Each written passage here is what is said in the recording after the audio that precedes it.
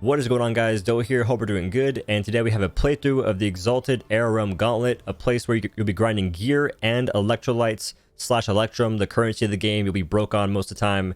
It's a great place for that. Now, in this current gauntlet, I have minus 50% weak point damage resistance and weapon technique resistance on the mobs, but they deal 30% more damage, and they also have an increased 50% soul shadow resistance, which I can work with that stuff. I'm probably going to get one shot by a couple things, but I can work with that for the most part. Active boons are 28% chance to inflict ignite. That's kind of worthless, IMO. And 60% water damage. That's not terrible. With 98% critical hit damage during rampage. So, we can work with this stuff. Not terrible. Now, to go over the build real quick, I'm using the Greyhawk, the Greyhawk Valor Plate. You could use Armor and Spice. That dude's fine too. But I want to mix it up. This dude looks pretty cool. And this dude gives me Soul Shatter buildup, which, honestly, this effect normally isn't a big deal. Like, the thing you want to worry about is the augment slots. Do they have a lot of red augment slots, or whatever augment slots you're going for in your build? If yes, it's a good Valor Plate. That's how it goes. Now, this is the gear. I won't talk about it in depth because that would just take forever. The hammer, I will say, is not very useful for the primary, but the secondary stats are pretty good. And the amulet, charm, and this ring are all green items I made legendary. So, y'all can do the exact same thing. I think they're really good items. There's a better ring than this, though, that I could be using, I think. Wait. Pause. Weak point damage, rampage, soul shadow, longsword. Eesh.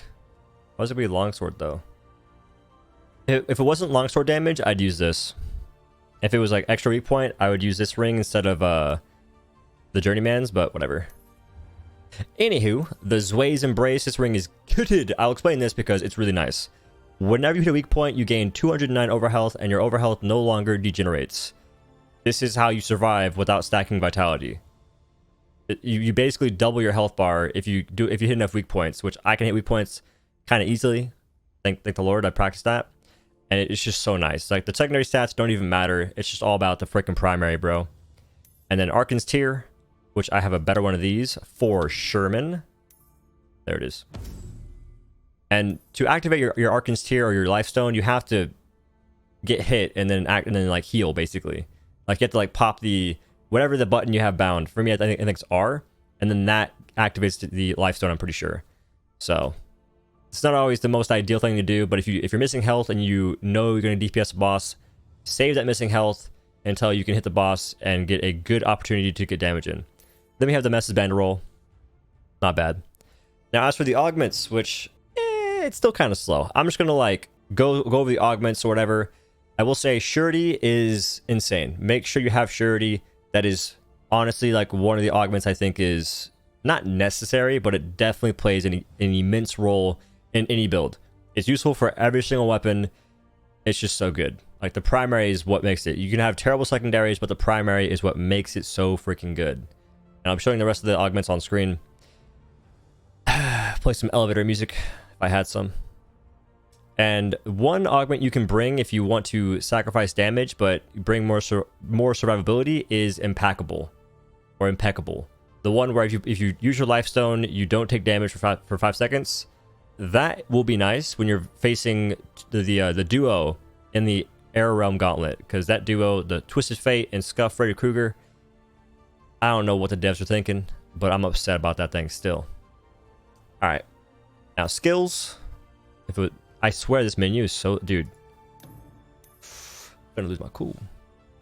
So, skills are as follows. This is what I got for my skills. This is just what I like to do. You can swap a bunch of stuff if you wanted to. You can get rid of...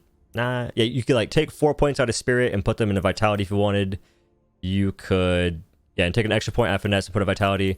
You can change a couple things. You could get rid of Sundering. I honestly don't know if I'll even use Sundering, but if I do use it, it's very helpful. So hopefully I remember to use it because it is nice. It is a really good amount of damage. Polarity is something I also don't know if I'll use that much, but we'll see. I don't know. Let's see what happens. Off we go.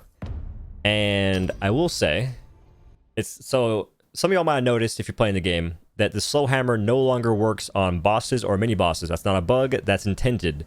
There's a patch note about that saying, hey, this no longer works on bosses or mini bosses, but But the slow, they increased the slow from 30%, which was actually 70%. So it was, that hammer was so busted. So now the hammer is like 50% slow damage versus everything that's not a boss or a mini boss, which is good. Some folks are mad, which I don't know. Like, I abused that hammer and I'm not mad. I'm like, yo, I'm glad y'all fixed this because now I can stop using it all the time. And by the way, break these Vosses to get money for one. I'm at like 2.4k freaking electrum from just breaking these, and I have my ults. Now 3.4k basically. Alright, if I get hit, I will probably die. There's one attack from this dude that will hit me a lot. I like stacking him near the wizard guy. This is a fake out. Sometimes it's blue, sometimes it's red. Like, bruh. Get messed up for that. Okay, well, I didn't expect to kill him that fast. But because I brought this guy next to the wizard dude... Yo, sick guide, bro. Explaining all the fights perfectly. I hope you guys understood that fight, right? We're all chilling.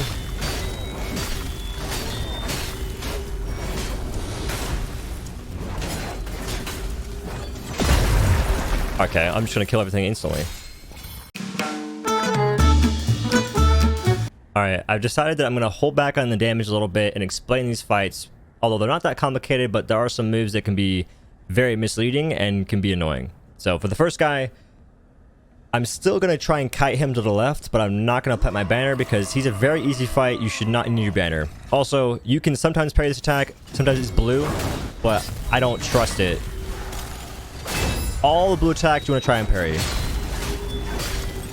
And this guy has two circles. One small, it's very quick to a proc, but it's also a small circle, so you can evade it easily.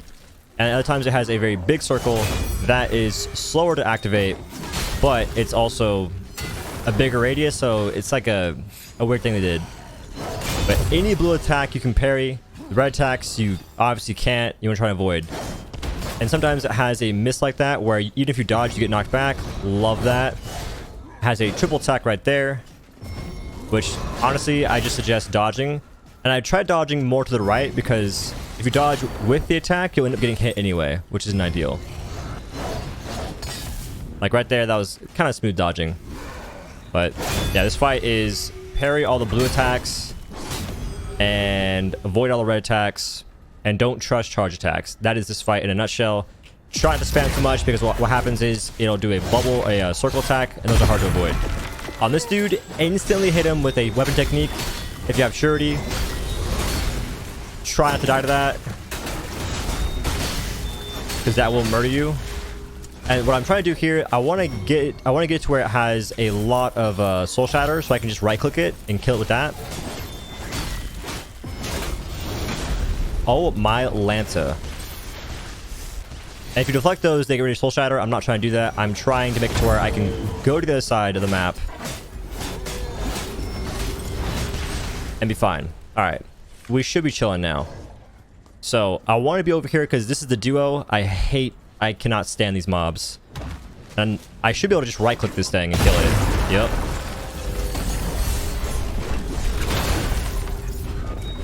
And that's how you handle that mob. Smile.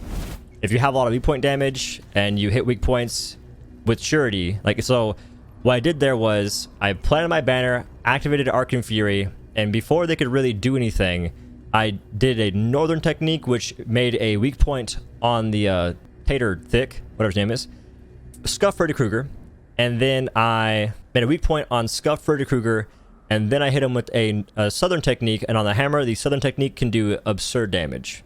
If you fall, like, you know, if you hit the weak point and you activate that, bruh. If you crit, thing's gonna die. Even if you don't crit, they're probably gonna die. But that's what happened. And now what you can do is go around and collecting whatever you want. Your Arcane Fury, go over here and collect your mats.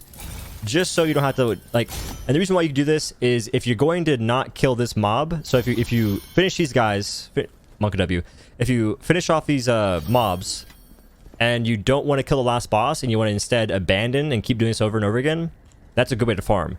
If you're in a group, however, you have the party leader instead leave and the other people get the rewards at the end. That's how you farm this place. I'm gonna go ahead and get rid of these gamers. I just want to say one thing. I think the design of this duo is trash. That's how I feel. I feel like the way I feel is factual. I think it's trash, but whatever. So now we have the big feline cat. The hope is the feline cat will hit you with a blue charging attack, and you'll see it's doing that whenever it like sprints at you. And if not, it'll just go into a mist phase. Right now, it's going to do the blue attack. Parry that, and then the weak point is in the back quarters of the monster. How'd that hit me? So, if you activate Arcane Fury Charge, it won't hit you with the mist, and you can instead just kill it. Bodied. That's also another fight I don't like at all, but if you have your Arcane Fury Charge, when it activates the mist attack that will normally like stun you, it won't stun you, and you can just keep attacking and not care at all. So that's a pretty massive tip, and that makes that fight a lot easier because if you have Surety, you can make weak points and just kill it. So, yeah. This fight comes down to bring a lot of damage, and you won't have to deal with a lot of these really annoying mechanics. I missed a coin. Yeah. Alright. Secured the bag, boys. But that is the Earth Gauntlet, and that's what it's going to look like, in a sense, if you're farming it at endgame. And at this point, you are basically at endgame. This is like, what? The Gauntlet 59? Like, you're pretty much there. Now, in the next video, we'll be talking about, I think, macros. That fight is also scuffed, but only because it has hitbox issues. Should be fun. Anyway, y'all, I appreciate y'all watching. Hopefully you enjoyed it. If you learned something or if you just liked the video, make sure to like the video, comment down below if you want, and subscribe to this channel for more content on games like this one, maybe some Dauntless, Apex, you never know. And I appreciate y'all watching. I'll see you in the next one. Peace.